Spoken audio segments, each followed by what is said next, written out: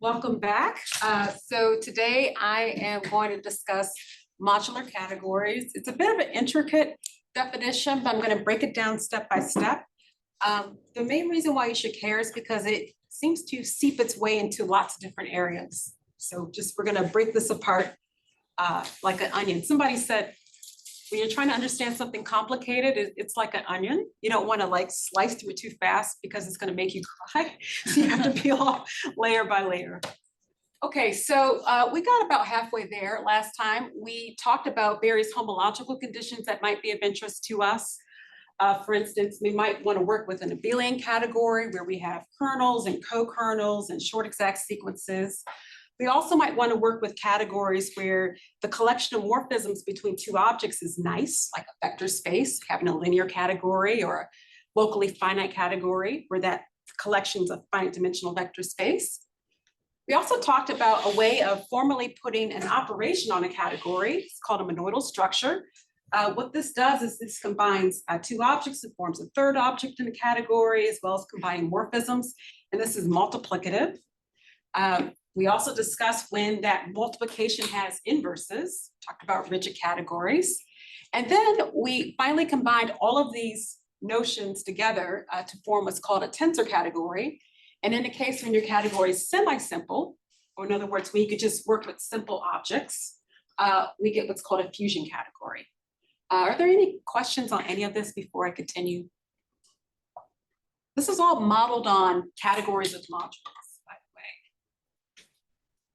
Okay, so that's what we discussed. We also took some detours on the road to fusion.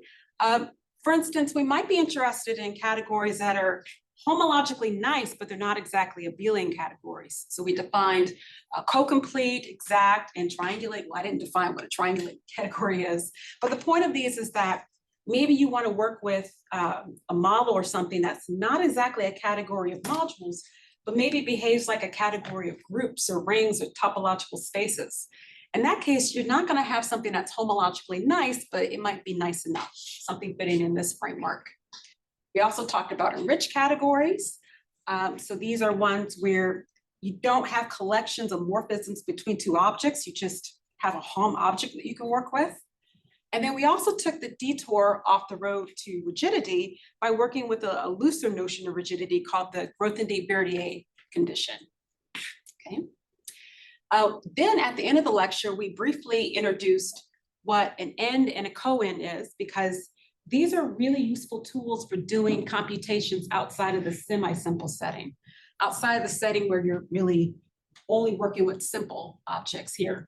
So I'm going to pick up with that here because I think these are really important constructions.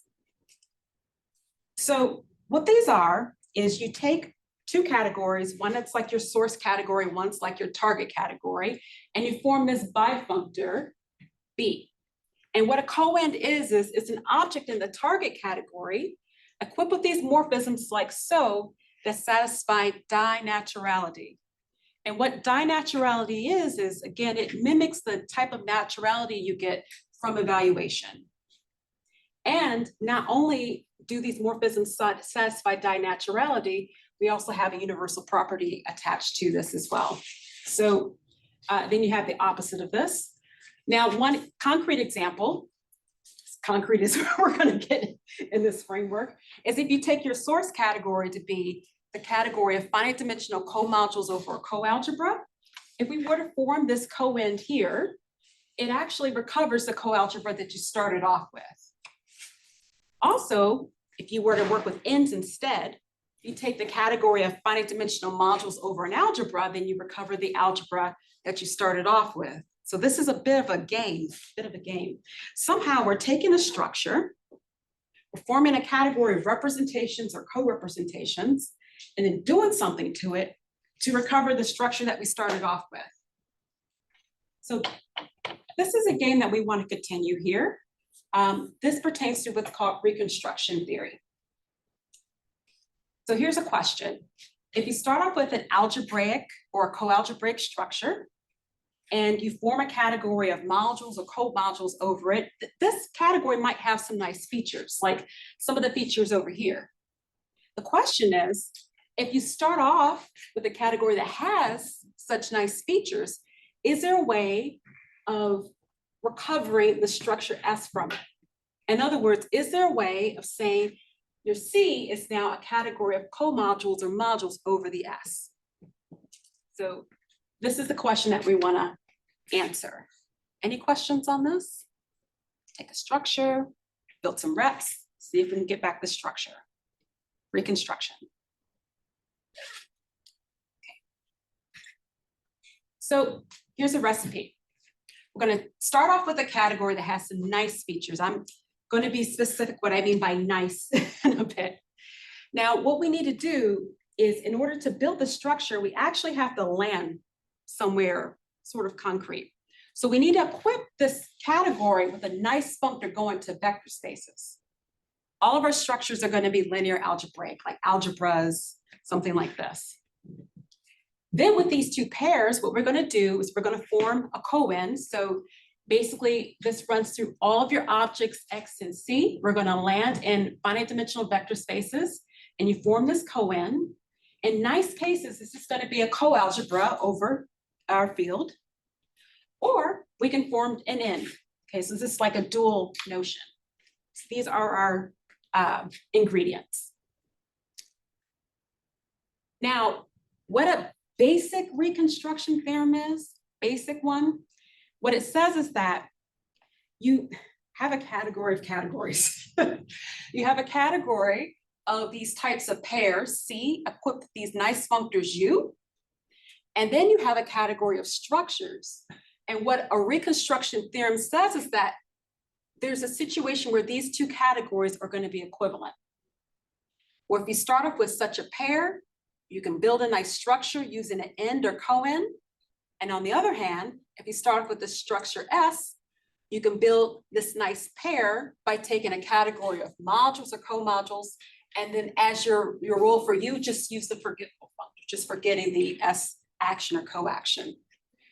When you have an equivalence, what we end up getting is that you start off with C, you build your nice structure, you get a category of comodules, and these two are equivalent as categories, they're pretty much the same.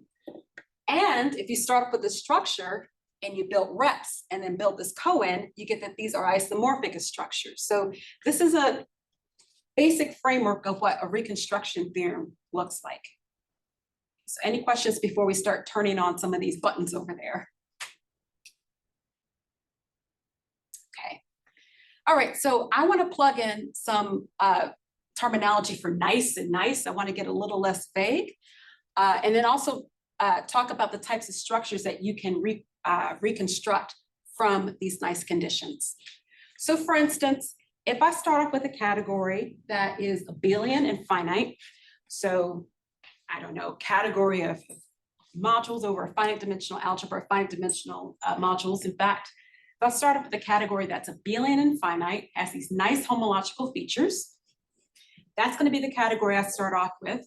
I need to equip it with a nice functor that lands in vector spaces. So that functor has to play nicely with these conditions.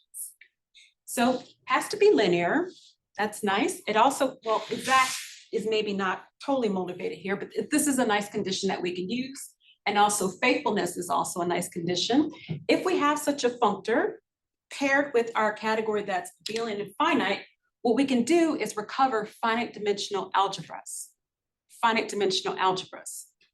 So putting this all together, what this means is that if you start off with any finite linear abelian category, equip with this type of functor, U, then we get that it's equivalent to a category of finite dimensional modules over some finite dimensional algebra. I think that's kind of magical. You start with some sort of abstract stuff and you end up with something, well, in my world, this is really concrete. Category of finite dimensional representations over a finite dimensional algebra. Now, what's really sneaky about this is that in this setup, we don't actually, there's like a canonical U that comes along in this game. So I'm taking a category that's finite. What that means is that there are only finitely many simple objects in your category. Now, your category is not necessarily semi-simple, so those simple objects are not going to rule the behavior of your category. But if you take the projective covers of all those simple objects, that's enough to study the whole category, basically. Okay. So what you can do is you can form this functor going from C to vec by taking the direct sum of all the projective covers of your simple objects. Okay, so that's going to be a nice functor U that's canonically built into this framework. So what we can do is just now scratch off that condition. And we get that now every finite linear abelian category is equivalent to one of this type. Any questions on that? So that's an example of a reconstruction theorem. We started off with a nice category and we built something really concrete algebraically, a finite dimensional algebra. Now, what if I wanted to goof around with these conditions and whatever model that I'm dealing with, maybe it's not finite. Maybe I'm not in finite land. Maybe I want to get rid of that. Is there a reconstruction theorem that allows me to build something algebraic? Well, the answer is yes. You can play the same game. You can take the same type of U. And what you get instead is that you don't recover finite dimensional algebras. You actually recover coalgebras. So again, we have a canonical U that we can use in this picture. So kind of the dual of projective covers of simple objects are what's called injective hulls. Okay, so we can build a canonical U attached to this picture and get the same type of result. Now we need locally finite linear abelian category is going to be equivalent to a category of comodules over a coalgebra. So this is due to Takeuchi in 1977, something like that. Yes. So you allow infinite direct sums, right? In this category. Because if it's not finite, allow infinite direct sums. So there's I'm fudging some stuff here. Yeah. But this is an infinite set. You can complete under direct sums. So you can. Yeah, so I'm really working with end objects and but I'm trying to bury as much as I can. Any other questions? Okay, let's turn on some more of these buttons. What if I want to start off with a category that's monoidal? It has some nice multiplicative structure. I need that multiplicative structure to be somewhat nice. I mean, maybe it's not rigid, but maybe instead, if I were to fix a variable in one slot, I get that the other slot forms an exact endofunctor. So that just means that this bifunctor is homologically nice, okay? And I want this condition. That's nice. In this case, we can also recover an algebraic structure, but we need a nice U to play a role in this picture. We still need it to be linear, exact, faithful, but now the U has to play nicely with the monoidal structure. So we need to impose a condition that's called strong monoidal. Basically what that means is that if I have two objects and I apply U, I land in vector spaces and I take the tensor product, that's the same thing as taking the monoidal product and then going to vector spaces. So it's compatible, the tensor product is compatible with the U. And then also the U should send the one of the monoidal category to K. In this setup, what we recover are bialgebras. So this type of monoidal category that has this type of bi-exact monoidal product with this condition, this is called a ring category. I don't know if this is used too much in the literature, but that's the word attached to the category that has all these features. So if you have a ring category that's equipped with this type of functor, this is called a fiber functor, then we'll recover bialgebras. Now, let's turn on rigidity. If I turn on rigidity, I'm going to get this bi-exactness condition for free. So I'm going to get rid of it. I'm going to take the same type of fiber functor. And now, once you turn on rigidity, you start to recover Hopf algebras. So in this case, what we get is that every tensor category now, equipped with a fiber functor, is now equivalent to a category of comodules over a Hopf algebra. So this game goes on and on and on and on and on. The more sophisticated the category that you start off with, as long as you have a nice fiber functor or functor that sends that category to something concrete like vector spaces, the more sophisticated your algebraic structure is going to be to make this reconstruction theorem hold. This game goes on and on and on. In fact, there's a really nice paper that I like by Martin and Simon. So I'm writing a book on coalgebras and other stuff. And I think I wrote like a half page about your paper. So this can be generalized. I think your paper is the cleanest I've seen of the papers I've read. So if you want to know more about that stuff, don't read my book, read his paper. Yeah. Any questions on this? Okay. Yes. Yes. In each case, even when the category have not too much structure, we can always recover the ring or the algebra from the associated category. Pardon? We can always recover the ring or the algebra from the category. If the category is nice enough, and if you have a nice U that I was discussing up here. Yeah, so you need to have the right setup to recover. Oh, you mean if I start off with C being a category of Modular or something. Or out, yeah. Yes.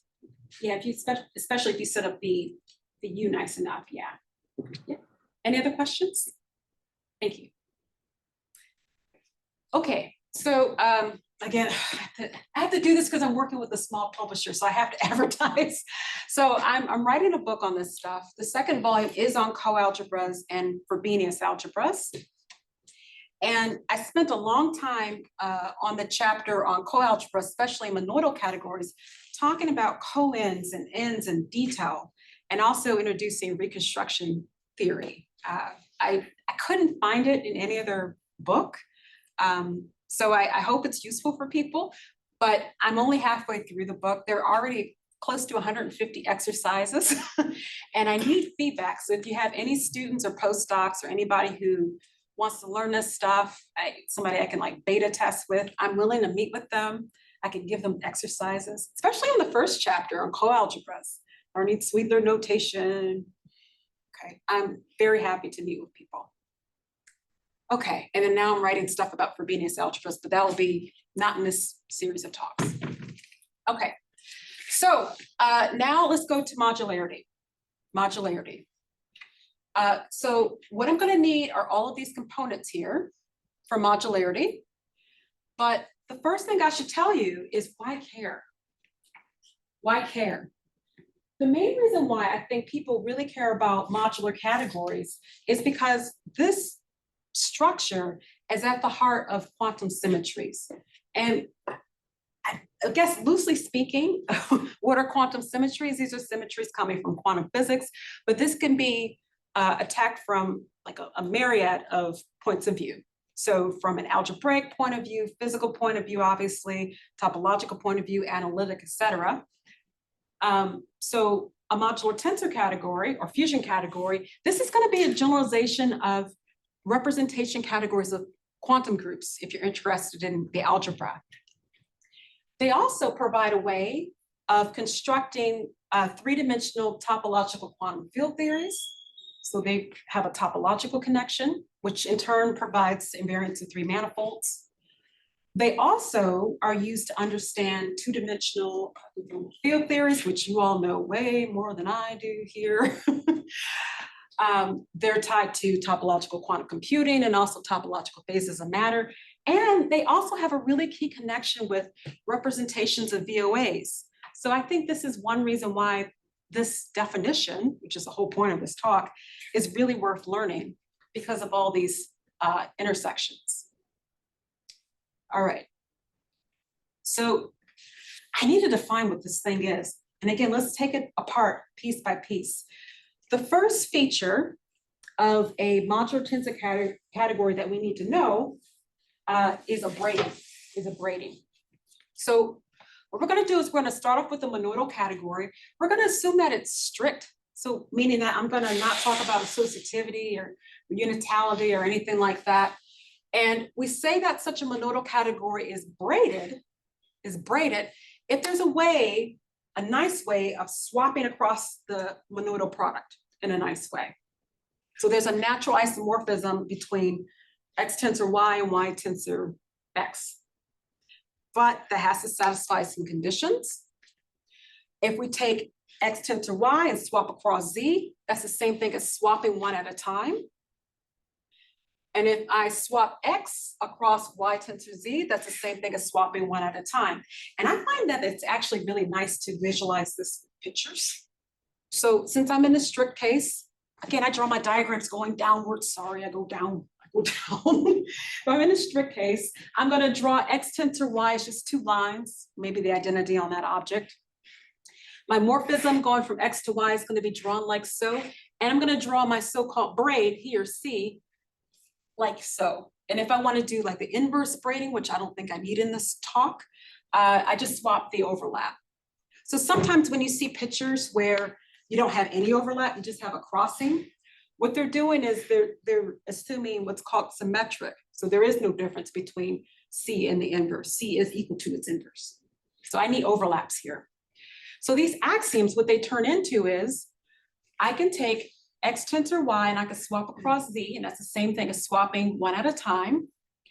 Or I could take X and swap over Y tensor Z, and that's the same thing as swapping one at a time. So that's what a braided category is. Any questions on that?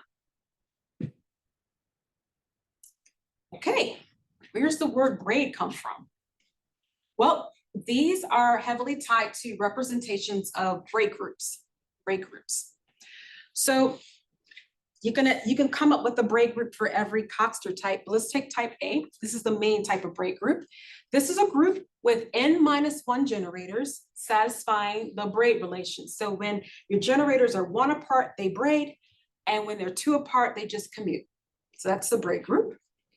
And with a braided monoidal category, you can come up with a representation of this group.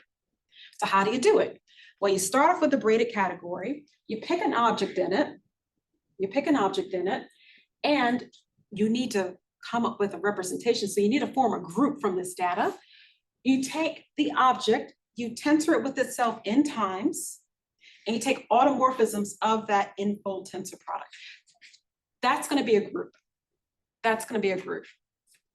And the representation is going to be a group homomorphism going from the braid group to this collection of symmetries of this object here, where you send your generator sigma I to this morphism, to this automorphism. And you can picture this automorphism like so. You just leave the first I-1 copies of X alone, you braid at the I spot, and then you leave the rest alone. Okay? So it sends generators of your braid group to a picture, which I think is really concrete. Now, why is this a group homomorphism? Well, for instance, I have in the braid group, sigma 1, sigma 2, sigma 1 is the same thing as sigma 2, sigma 1, sigma 2. Now, when I port it over to this group over here, I get these pictures. And these 2 pictures are supposed to be the same. Well, in a braided category, now we're in a braided category, I can use these braid axioms up here to say, okay, I can pinch these 2 strings together, and then I can pinch these 2 strings together. Okay, so I get the left-hand side and right-hand side are equal to these pictures. And then by naturality, I can drag this cross down. Okay, so braided monoidal categories very naturally provide representations of braid groups. Any questions on this? Okay, so some examples of braided monoidal categories. Again, I'm an algebraist, so I gotta give you modules. So one main example or whole collection of braided monoidal categories are categories of modules over quasi-triangular Hopf algebras. So these are Hopf algebras that come equipped with an element called an R matrix. So this is a type of element R that's in 2 copies of H that satisfy these conditions, whatever they are. I just wrote them down so that you can have the notes. Oh, I forgot to mention, by the way, if you want these slides, they're on my professional website, research, and then item N, so you can flick through them. I wrote the slides kind of dense for that reason, so that if you wanted to review, you could, without having to go through Google to find all this stuff. Okay, so yeah, you have an element, an invertible element R in the 2-fold tensor product that satisfy these conditions. But what's the point of these conditions? They are set up to force a category of modules over a Hopf algebra to be braided. So if I have a category H mod, it's going to be braided in the sense that if I take two modules X and Y here, I take an element X, element and Y, I can swap these two, and this is going to form a braiding by using this type of element R precisely when the element R is an R matrix. These conditions make this condition hold. So some examples. If I take H to be co-commutative, like just the field, for instance, an example of an R matrix is 1 tensor 1. If I take H to be just a group algebra, well, there are various types of R matrices that you can put on a group algebra. This is co-commutative, for instance, so I can use this one, or I can kind of spice this up a bit, take a central element in my group that has order 2, and that's an example of an R matrix. This is an extra structure on your category of modules. And then another example of a quasi-triangular Hopf algebra are your small quantum groups, or quantum groups in general. I'm not going to write down the R matrix because it's long, but this is quasi-triangular. Any questions on this? Oh, act. Yeah. Any other questions? Okay. Now, I talked about braidings. Unfortunately, that's not exactly on the road to modularity. I have to take a little bit of a right turn. What I need is not only a braiding, I need it to be non-degenerate. I need it to be non-degenerate on the road to modularity. So I'm going to briefly go through that. So I'm going to have a braided category. And when is that braiding going to be considered to be non-degenerate? That's a property, not an extra structure that we're adding on. I'm going to assume tensor. So what I need to do is I need to consider the full subcategory of all of the objects in my braided category so that when you double braid, you get the identity. When this subcategory is very small, like basically just one, or copies of one. In other words, when this subcategory is just essentially vector spaces, then we say that our braided monodal category is called non-degenerate. Non-degenerate. And for some reason, this condition seems to pop up in all of these applications that I mentioned earlier. Now, there are lots of characterizations of non-degeneracy. I won't go through them all. I'm just going to skip through this stuff. But maybe the one that you've seen most frequently is in the semi-simple case or in the fusion case, you can form what's called an S matrix, and you just require that the S matrix is invertible. So indeed, this condition is equivalent to this one, which you may or may not have seen before. So non-degeneracy is a piece of modularity. Any questions on this? Admittedly, I am skipping this stuff. So let's go to the Hopf case. How can we pick off a non-degenerate category in that setting? Well, I start off with a quasi-triangular Hopf algebra because I need something braided. And so what I need to do is require some conditions on our R matrix, because the R matrix goes hand in hand with the braiding. So what I do is I basically take two copies of R and I form this element in H tensor H. It's called the monodromy matrix. And what I can do is I can say, okay, if I have a Hopf algebra and I can form a monodromy matrix by taking basically a basis of our Hopf algebra and forming this element like so. If this is indeed the monodromy matrix, then we say that H is factorizable. So it's basically a way of saying that your monodromy matrix has like full rank. It's very big, very big. On the other hand, I can require that this monodromy matrix is very small. In this case, we say that the Hopf algebra is triangular. Now, in the case where your category is actually a category of modules over a Hopf algebra, factorizability and non-degeneracy go hand in hand. This kind of makes sense because structures and representations are kind of, they're like an inverse correspondence. So here you're requiring that the category of modules has something very small. And here you're requiring that the structure has something very big. So that kind of makes sense. So if you have a quasi-triangular Hopf algebra that is factorizable, then you get a non-degenerate category. On the other hand, if you have a quasi-triangular Hopf algebra that has a very small non-degenerate matrix, then you get what's called a symmetric category. Symmetric category. That's the one where your braidings are just crosses. There's no difference between C and C inverse. So let's go back to our examples. So we have three nice quasi-triangular Hopf algebras. And basically, I can tell which ones are symmetric right off the bat because all I need to do is look at the R matrix and decide if I swap across the entries, do I recover the same R? I do in this case, that's triangular. That's something I actually want to throw out because it's not going to play a role in modularity. Here, I get triangular again. That's not interesting to me, but it's concrete, but it's not non-degenerate, not factorizable. This one is factorizable. This one is factorizable. So these types of Hopf algebras we want to keep on the road to modularity. Any questions on this?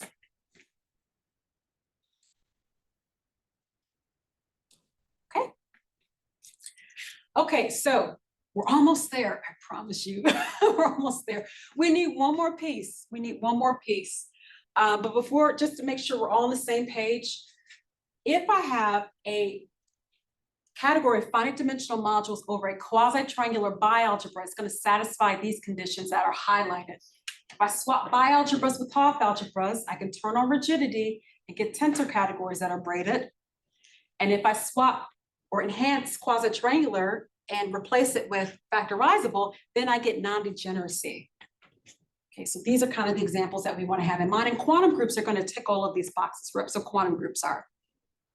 The last piece on the road to modularity is what's called a ribbon category, ribbonality. With this piece here, we will finally arrive to modularity. But before I define what a ribbon category is, are there any questions? Yes? Why factorizable? Why the name factorizable? Why the name factorizable? It's a good question. Okay, so historically, it has something to do with being able to factorize quantum groups as like String center is factorized, right? String center is factorized. C Yeah. the opposite. I think this is the So yeah, and that can be in a way factorized into two pieces, the H and its dual. But in general, yeah, you want to mimic something like the Dreamfield double, which we're going to introduce. Guys will come from Hopf algebras first. It came from Hopf algebras first. That's an example, but it has something to do with being able to take a Hopf algebra and break it up into a tensor product of two nice pieces. But I have to look that up, honestly. That's like, so it was developed like back in the 70s. Double would be. yeah, Dreamfield That's what double. you just said, Dreamfield yeah. double is isomorphic as a Hopf algebra to H tensor H opposite. Yeah. Yeah. So it's This about is that type of factorized. factorization. Yeah, but this is like 1970s. I don't have the reference up on top of my head. Any other questions? Okay, so ribbon categories. What we need to do is we need to start off with a monodal category that's rigid and braided, and we're going to form what's called a ribbon category. Sure, I know. Okay. Okay, so I start off with a braided category that has some duals. It's called ribbon if it has some extra structure. This is not going to be a property, it's going to be extra structure that I'm going to tack on to this. What we're going to do is we're going to equip it with some natural isomorphisms going from X to X that are compatible with the braiding and also compatible with duals. It's compatible with the braiding like so, it's compatible with duals like so. And by using pictures, typically what you do is you draw the ribbon structure with a little twist or kink down like so, so that this condition now turns into, if I take two strings and I kink or twist, this is actually called a twist like so. That's the same thing as double braiding and then twisting and twisting. Or if I take this kink and I form its dual, that's the same thing as this picture. That's the same thing as taking the kink of the dual. So ribbon, why is it called ribbon? Well, This does have something to do with topology. You do get that if you take the category of all framed oriented tangles, this is equivalent to the free ribbon category on just one generator. There's a very tight connection between ribbon categories and topology. So this is really important. Now, how do I get examples of these things? Again, I'm an algebraic, so I'm always going to think of modules. There is such a thing that's called a ribbon Hopf algebra. So this is a Hopf algebra that comes equipped with an extra element, just like the braided category comes equipped with an extra natural isomorphism, so that the category of modules over H becomes ribbon. So what we need to do is take an invertible element in the center of H that satisfies this condition here. This is going to mirror this twist condition up here, and satisfies this condition here, which is going to mimic this condition here. And what this is going to yield is that H mod is then ribbon. So there are such things as ribbon Hopf algebras, and they're set up to give us ribbon categories. Now, putting this all together, a modular tensor category, this is going to be a braided tensor category that's finite, non-degenerate, and ribbon. A modular tensor category is a finite tensor category that's braided, non-degenerate, and ribbon. And if I want to throw semi-simplicity in the mix, then I get what's called a modular fusion category. Now, historically, modular tensor categories were automatically, or by definition, semi-simple. So sometimes in the literature, especially if you look at papers, maybe even before 2015, I don't know, maybe it's that recent. If you see modular tensor category, you might be automatically assuming that you're looking at something semi-simple. So there's now a distinction between modular tensor categories and modular fusion categories because people are really interested in the non-semi-simple stuff. And sometimes they require different techniques. So that's what a modular tensor category is.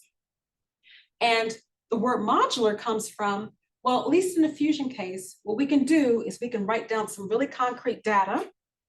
The S matrix, which has something to do with the braiding, and the T matrix, which has something to do with the ribbon structure. These are nice matrices, and these nice matrices give us representations of the modular group. So it's one motivation. Some examples of modular tensor categories and modular fusion categories. We can look to the Hopf case. We can take a Hopf algebra that's quasi-triangular, finite dimensional, because we need finite tensor, factorizable because we need non-degenerate and braiding and ribbon. So we have a Hopf algebra that ticks all these boxes. We can take its category of modules and we get an MTC. So some examples, your quantum groups still come along for the ride. Quantum groups tick all these boxes. I think that's why a lot of people care about them. They have a really, really, really rich structure. You can also take Drinfeld doubles of nice Hopf algebra. So this is a way of, basically you take a Hopf algebra, you take its dual, you take its tensor product, so you're like doubling the Hopf algebra in a way. And this forms a new Hopf algebra. It's just a nice construction. It's such a nice construction, it happens to be modular, especially when the Hopf algebra is so-called spherical, which we briefly discussed in lecture 1. For example, if I take my Hopf algebra to be just a group algebra for a finite group, that's going to be modular. That's probably the first example of a modular Hopf algebra that people like to work with. Any questions so far? Okay, so we have some nice Hoppy types of examples. We also have very general constructions of modular tensor categories that folks are interested in. Motivated by just taking modules over a quantum group, we can form what's called a Verlinde category. So this is a nice survey by Andrew Supere, that if you're interested in these types of categories, I think this is a nice place to start. So basically what we can do is take a big quantum group, like Lusick style quantum group, take its representations, which is a non-semi-simple category, and there's a way of cutting it down by just taking the semi-simple part. Being very vague here, but these types of categories do form a nice family of modular fusion categories called Berlinda categories. Now modeled on Dreifeld doubles, we can form what's called the Dreifeld center of a spherical finite tensor category. And again, if we take C to be category of modules over H, the center of it is going to be basically reps of our Dreifeld double. Okay, so we can basically generalize reps of Dreifeld doubles to form what's called Dreifeld centers. And when C is nice enough, we get a modular tensor category. We can tweak this a bit and form what's called a relative center. So there's some references that will give some more information. And then there's also this construction that I find really curious, really interesting. We can form what's called category of local modules. And I'm going to talk a little bit more about this in the third talk, because I think this construction has the closest ties to VOAs and CFTs from my understanding. So I really want to go through that. Yeah, so this is a category of modules where if you take the action, it's the same thing as double braiding and getting the action. So I'll talk more about this in hour 3. All right, any questions? All right, so just to recap, we now know what a modular tensor category is. It's a finite category that's tensor, non-degenerate braided, and ribbon. And if we throw in semi-simplicity, we get a modular fusion category. Why care? Well, it has all these applications, ties to 3D TQFTs, to 2D CFTs, all these acronyms. Yeah, I sure really care about them, because you have an intersection between algebra, and I forgot to put subfactors, algebra, analysis, topology, quantum computing, etc. And not only do we care about them, we have lots of constructions as well. So that ends my lecture on modularity, and thank you for listening.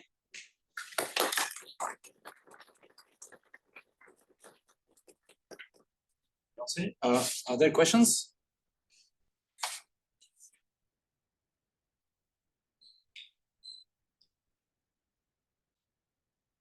Okay, if not, No questions?